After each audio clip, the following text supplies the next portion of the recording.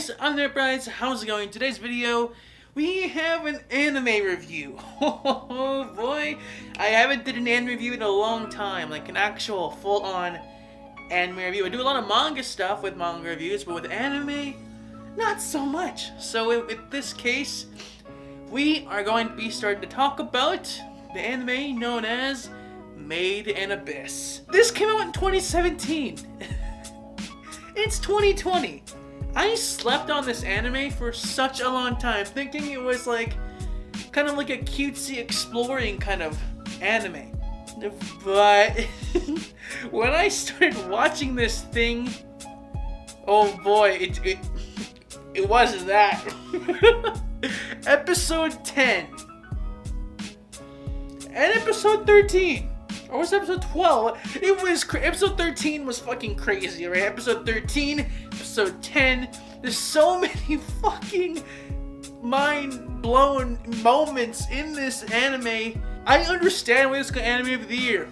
I'm pretty sure it got Anime of the Year. Correct me if I'm wrong in the comments, but I'm pretty sure it got Anime of the Year in 2017. This anime blew me away, even though like the art style kind of looked cutesy.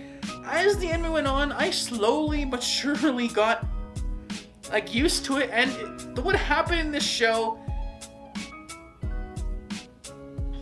was not cutesy at all.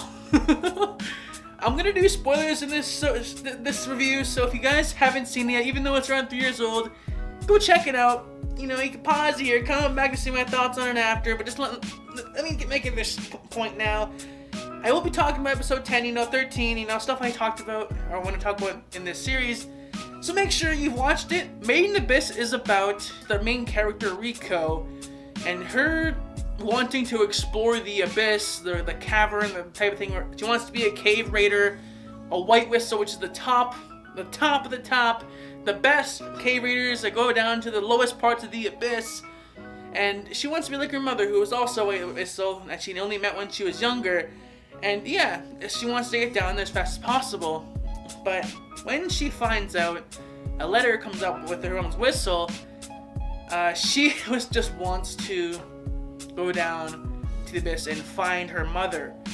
And that's when she decides, hey, I can't wait and do all the proper way of getting down there, like waking up slowly and getting over the years. She doesn't have time for that, because any day her mother could die, and she's still possibly dead. We're not sure if she's alive yet. So that is the thing. We don't know if she's alive. And she's still going through with it. And the thing is, she's not alone, by the way. I did cut out the part about her finding or getting saved by this boy named Reg, who gets named Reg by Riko. It's actually a robot boy. Wow. And Reg has like a super Iron Man cannon thing. He can shoot it. And he saved Riko by doing that from this like big abyss creature that came up to the surface or an upper layer in the abyss somehow, and she got saved by Reg. and yeah, so they both go down into the abyss, exploring the depths of it, meeting new people, and another white whistle, and meeting so many people that come along, and with the trade, and of course meeting the white whistle who helped her come up during her life, because she was born in the abyss. Because like her mother was pregnant and went down in the abyss, and she got out in the abyss. Not gonna get any more into that because I'm not gonna give too many spoilers. I'm not gonna give too many spoilers here, but yeah. So she goes into the abyss. She tries to find her mother. That's basically the plot, right? So now let's get down to my thoughts on this series. So as I said, I did not like this series, or I can't say I didn't like it because I didn't watch it before, but I did say that I didn't want to watch this because the art style wasn't for me. So I decided, you know what? Let's not watch it. And I waited 3 whole years to finally watch it. And then a couple days ago, I convinced myself, hey, let's give it a go. It was Anime of the Year. Let's just give it a shot. There has to be a reason. So I finally went in and gave it a shot. And I'm so glad I did. Everything of this anime surprised me to a whole new level. Especially on how dark it could get. I don't like seeing stuff like really messed up in this cutesy art style. It really puts me off, and it actually gave me like an audible reaction. When I'm watching anime, it's usually just like, oh, cool. I don't really have much emotion when I'm watching anime. I just kind of watch and focus on the subtitles, focus on what's going on the screen. I don't make any audible noise, but when I was watching some of the scenes, I was like, oh no, what? Oh my god, I would get so invested in this shit that I would start making audible reactions to what was going on. And it even got me to shed some tears too. This one got me to shed me some tears, you know, I got sad, made me sad for this shit. And this anime just got me so much emotions, like disgust, sadness, happiness, so many different emotions that got pulled out of me with this anime. Made in Abyss is awesome. I can't believe I slept on this anime for so long. Imagine if I talked about this anime when it was currently airing. I could have gotten damn views. No, but seriously, man, I can't say this one enough. If you haven't watched Manga this before, go check it out. But I'm not done yet. I still talk about episode 10. It's either 10 or 11, but I'm pretty sure it's 10. Here's where I'm getting the heavy spoiler territory here. So I'm pretty sure Rico and Rag got to the 5th layer in the Abyss. It's 5th or 6th. Correct me if I'm wrong. But yeah, they get to the 5th or 6th layer, and they're just walking around looking at these like cool little patties things. And this one Abyss beast comes out of here with poisonous needles. Although Reg is immune to the curse of the Abyss and to poison because he's a robot, Rico isn't as lucky. And they try to like block it with an umbrella, like a metal umbrella that's like, supposed to be really hard, but those spikes just went straight through. And it didn't hit Reg that much, it kind of grazed him, but it stabbed Rico in the hand. And that poison was so fucking messed up. And with Reg's arm pulser, I didn't mention this before, but if he uses his arm pulser with his giant beam attack, that's so OP. If he uses that, he'll be out like a light for 2 hours and 10 minutes. That is how it goes. So he can't do that now, because if he does that, Rika will be alone in the 2 hours after she's been poisoned, so she can't survive. And besides that arm pulser, Reg is pretty weak, so he couldn't defeat this thing. So he had to find a way up. But if you go up in the Abyss, there is the Curse of the Abyss. And on the 6th layer or the 5th layer, again, actually I think it's the 6th layer. If on the 6th layer, you can't, if you go up here, it's pretty certain of death. Just gonna say that now.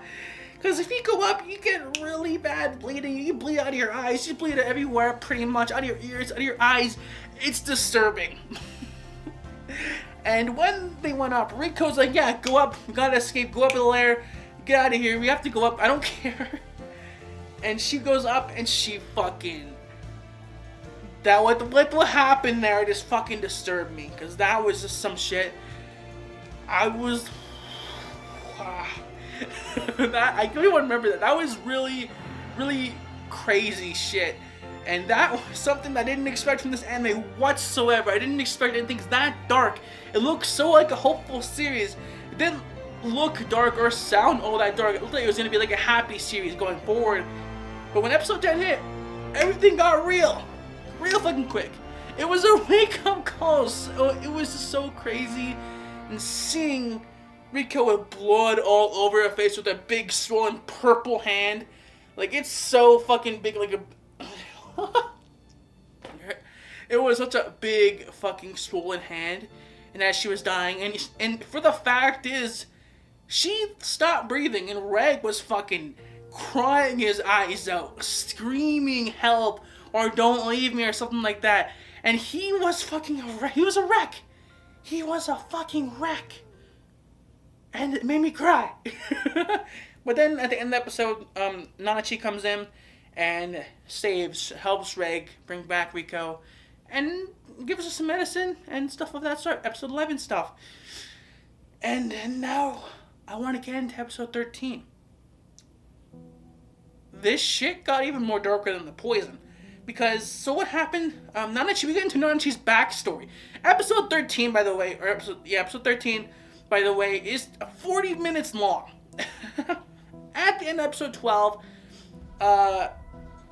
Reg was asked to kill Mitty, Nanachi's best friend, who was unfortunately corrupted from going up by the Abyss's curse. I think before I was talking about layer 6, we're on layer 5. So layer 6 is the one that when you go up, you can't go up or won't be human anymore. And sadly, Mitty and Nanachi went up from an experiment by one of the white missiles, and Mitty turned into an immortal, almost an immortal blob.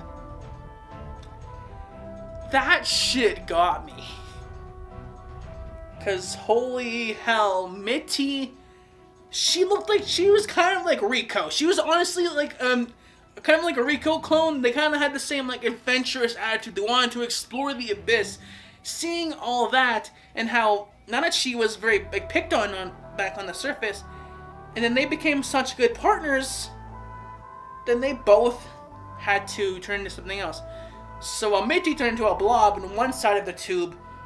Nanachi turned into like an animal type morph thing. She grew a tail, she grew fur, whiskers, and she was still able to retain her like mind and her consciousness, while Mitty, on the other hand, took the full brunt of it.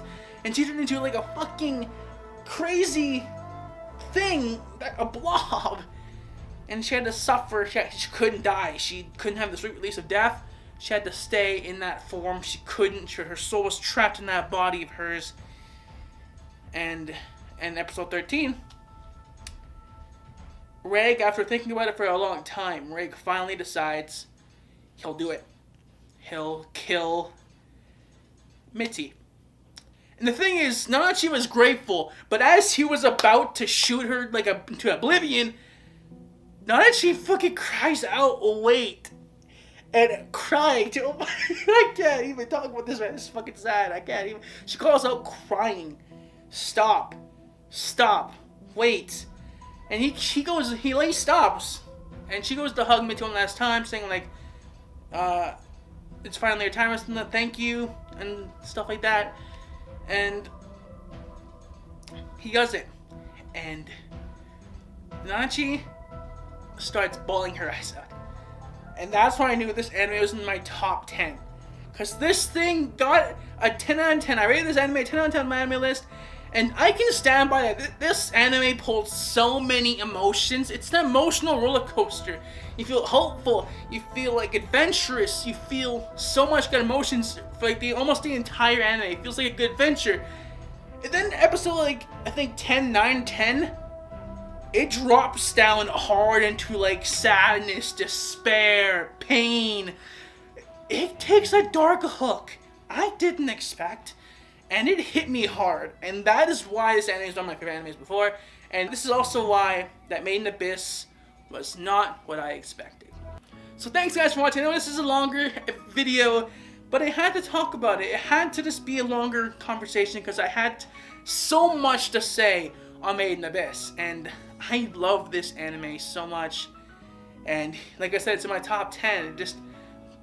It put me somewhere deep. Like, it made me cry a couple times, and I can't say more than that. It made me bawl my eyes out a couple times, and it's fucking amazing. So if you haven't tried out Made in Abyss, you're put off by the art style like I was, go in for it, because it gets fucking amazing. And me telling you won't bring you the same experience.